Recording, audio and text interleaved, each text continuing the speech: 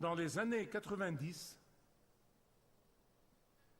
des chrétiens commençaient à porter des bracelets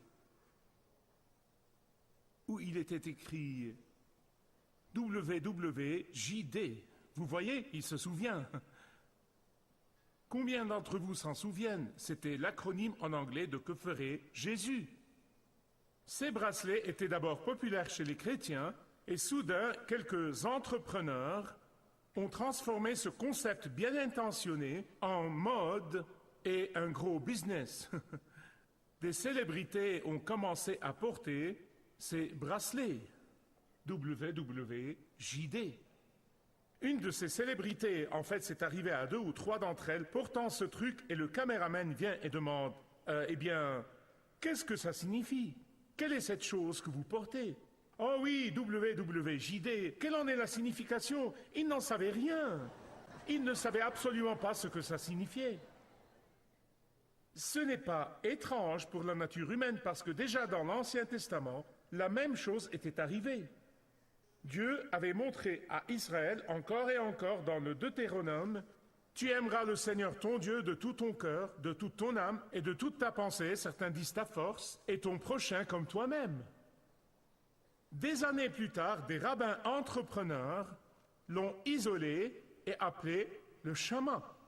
Et un autre groupe de rabbins plus tard déclara « Ce Shama est si important que nous devons insister que tout le monde le récite 2 fois par jour. Pas 2 fois par semaine, 2 fois par jour. »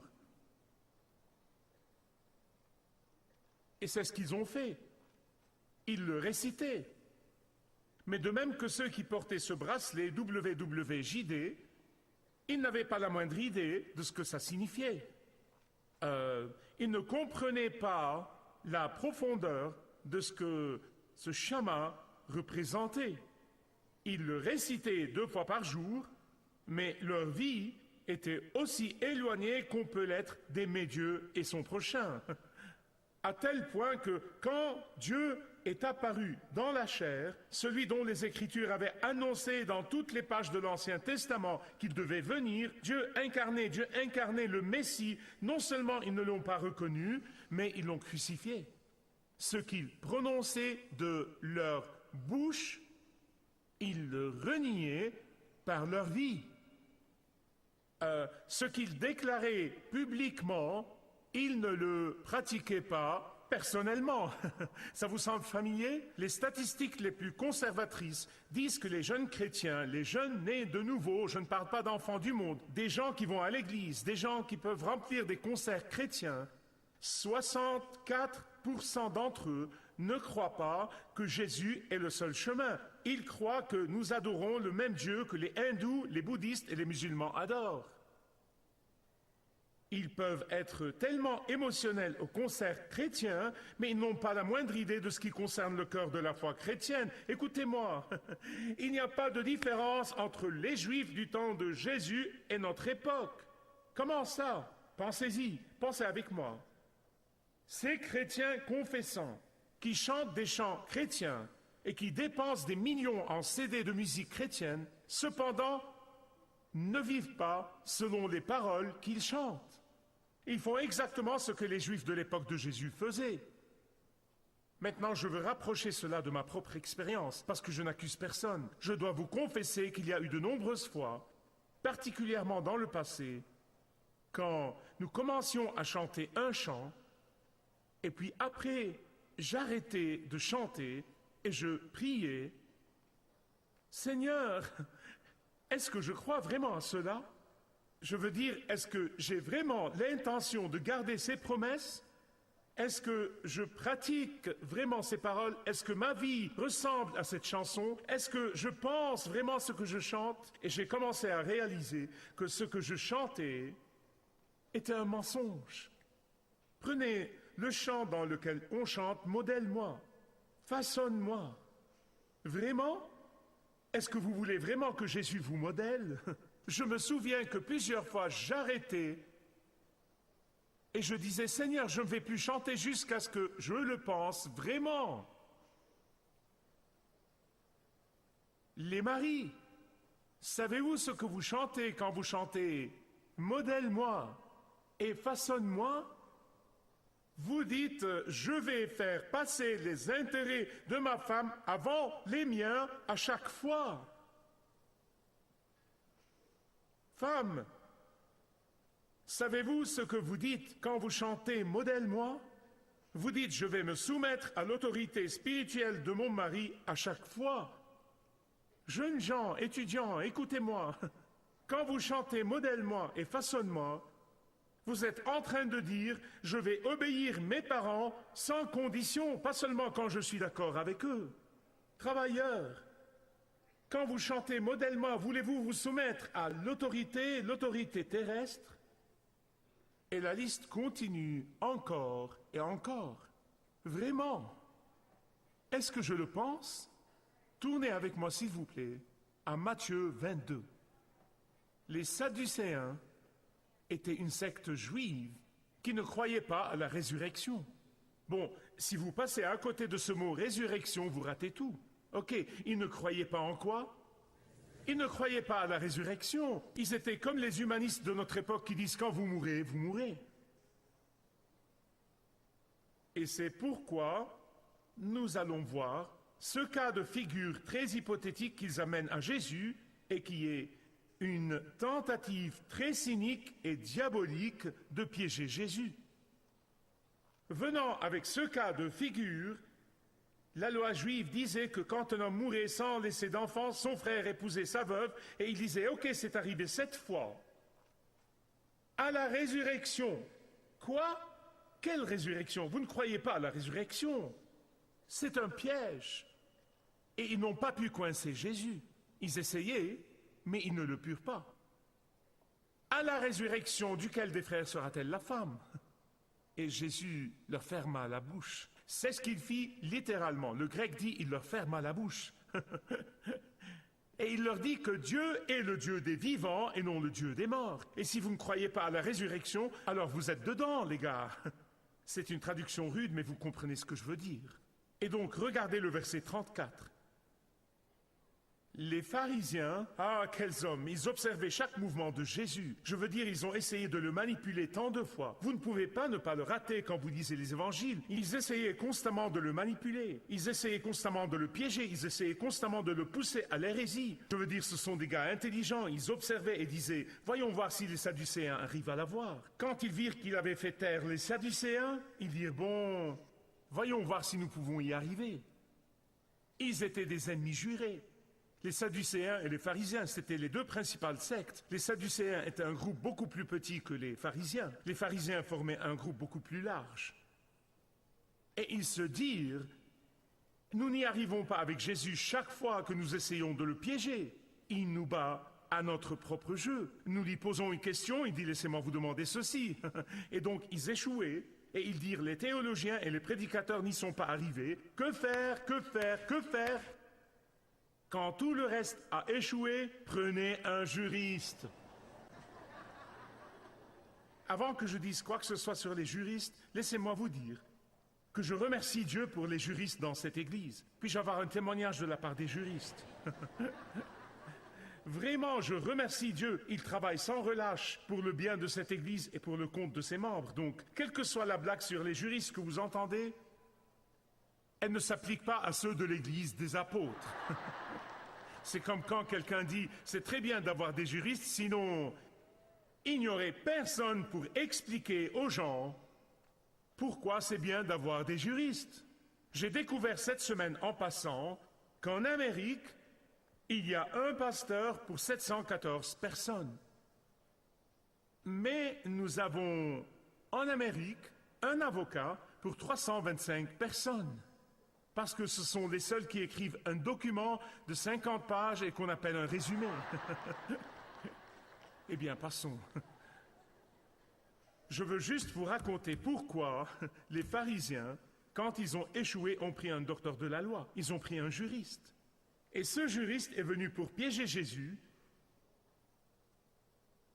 parce qu'il pensait que ça fonctionnerait.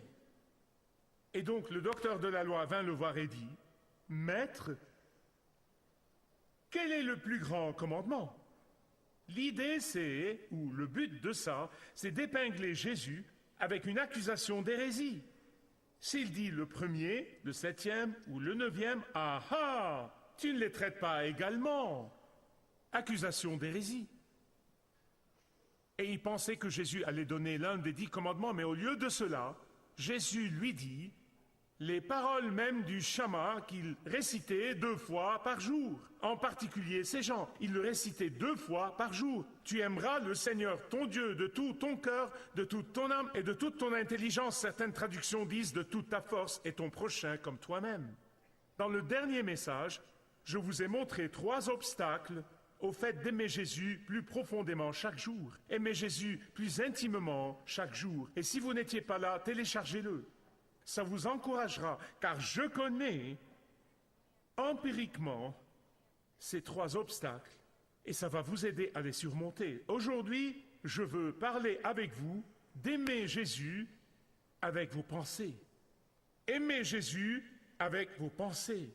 Pourquoi la pensée, c'est tellement important? Pourquoi? Parce que la pensée, c'est le siège de l'intellect. La pensée est le siège de la détermination. La pensée est le siège d'une vigueur volontaire. La pensée est le siège de l'engagement. Et alors, bien, si vous aimez Jésus avec vos émotions ou vos ressentis, vous allez vous retrouver dans un monde de blessures, croyez-moi. Et c'est pourquoi nous avons des mariages qui capotent. Parce que certaines personnes entrent dans le mariage avec leurs émotions et non avec la raison. Mais pour que l'amour dure et prédure, il doit commencer et finir avec la raison. Il doit commencer et finir avec l'engagement. Il commence et finit par la détermination. Pourquoi ?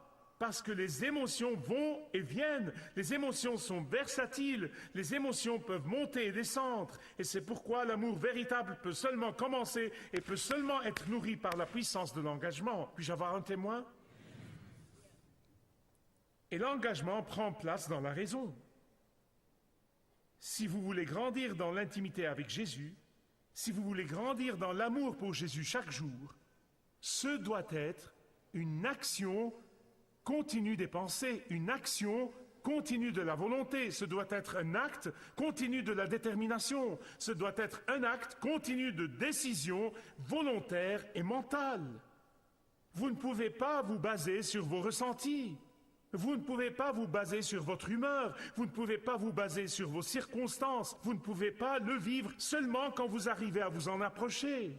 Ce doit être la priorité de votre emploi du temps. Ce doit être la priorité de votre énergie. Ce doit être la priorité de votre argent. Ce doit être la priorité de vos pensées. Ce doit être la priorité de vos décisions. Ce doit être la priorité de tous vos rêves et vos attentes. Certains d'entre vous se souviennent que dans les années 80, combien de livres étaient écrits concernant le fait de classer ses priorités, remettre en ordre ses priorités, et des séminaires et des conférences. Je suis sûr que certains d'entre vous y sont allés comme moi. Et quand vous étiez dans ces séminaires et vous lisiez ces livres, ils vous disaient toujours que la priorité dans la vie devait être Dieu. Vous savez, ils ne disaient jamais Dieu, Dieu. Famille, travail et église. Je me souviens qu'une fois, à l'un de ces séminaires, je n'étais pas pasteur, et j'étais vraiment confus avec mes priorités, et je me débattais avec cette question. Et j'ai vu ça, et j'ai dit, oh oui, oui, oui, oui, je dois le faire, je dois suivre ça.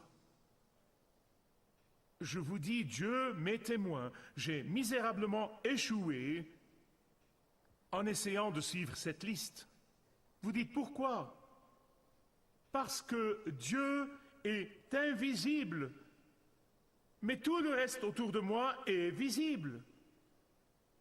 Et quand la pression est arrivée, devinez ce qui a été laissé de côté. Salut! En effet, l'invisible. Comment? Bien, mon attention était monopolisée. Ce qui prenait mon temps, ce qui occupait mon cœur, c'était ce que je pouvais voir de mes yeux physiques, ce que je vivais dans mon existence. Ce qui est urgent, à chaque fois, prenez le pas sur ce qui est important. Donc je veux que vous appreniez de mes erreurs. À moins que vous ne soyez vraiment super spirituel, je ne le suis pas, à moins que vous ne soyez super spirituel, cette liste de priorités n'a aucune chance de décoller du sol. Laissez-moi partager avec vous ce que je sais de l'expérience douloureuse d'échouer à aimer Jésus en essayant de respecter cette liste de priorités. Ce qui m'est arrivé, au moins c'est mon cas, vous auriez pu réussir et Dieu vous bénit, c'est ok. Mais pour moi, la raison pour laquelle j'ai échoué, c'est parce que je n'avais plus de place pour Dieu et avec lui, mon désir de l'aimer profondément et intimement. Voilà comment Dieu a commencé à m'enseigner au cours de ces années lointaines à changer de concept et passer d'une liste 1, 2, 3 à une roue de bicyclette. Pouvez-vous mettre la roue de bicyclette à l'écran? Voilà.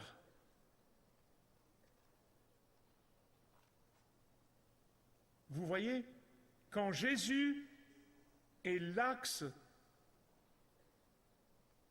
duquel rayonnent tous les rayons de mes priorités, quand Jésus est le moyeu d'où émanent et vers lequel reviennent toutes mes priorités, quand Jésus est le centre exact de ma vie, toutes les autres priorités trouvent leur place. Quand le centre est bon, quand le moyeu est bon, quand vous avez le bon axe, tout le reste va tourner autour. Laissez-moi vous dire autre chose, tant que je suis ici, jusqu'à ce que le Seigneur change mes pensées. Quand je mettais mes priorités dans l'ordre Dieu, famille, travail, Église, je mentais souvent. Pourquoi?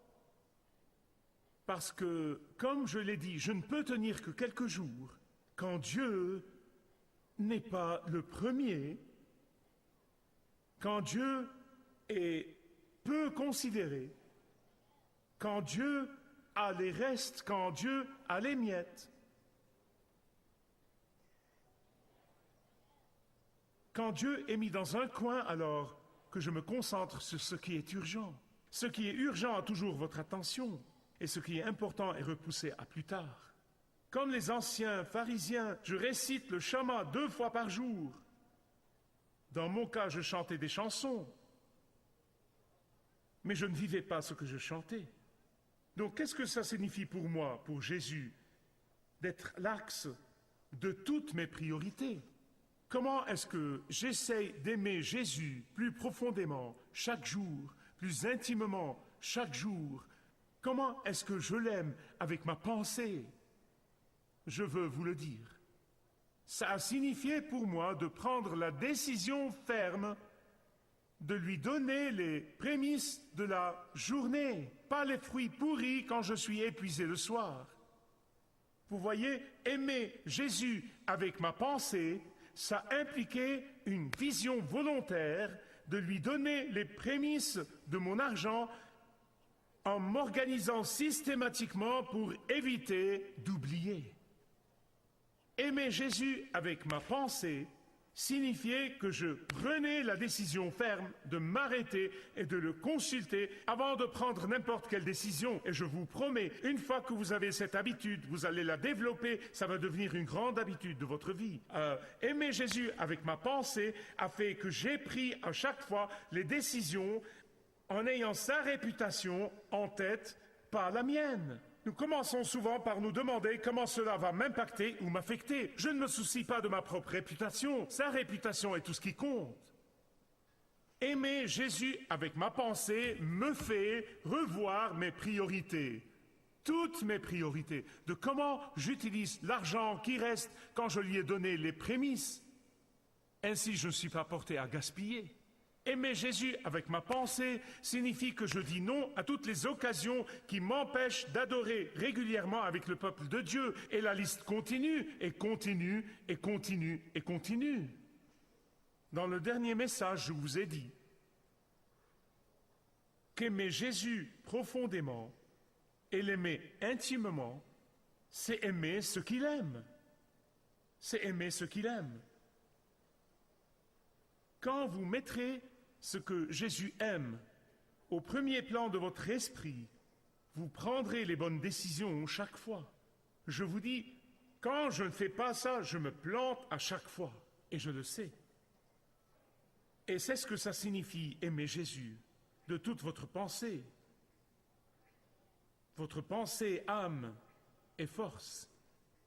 Dans le prochain message, je vais vous montrer comment aimer Jésus avec votre imagination, parce que ce n'est pas un sujet que les prédicateurs prêchent normalement. Très important d'apprendre comment aimer Jésus avec votre imagination.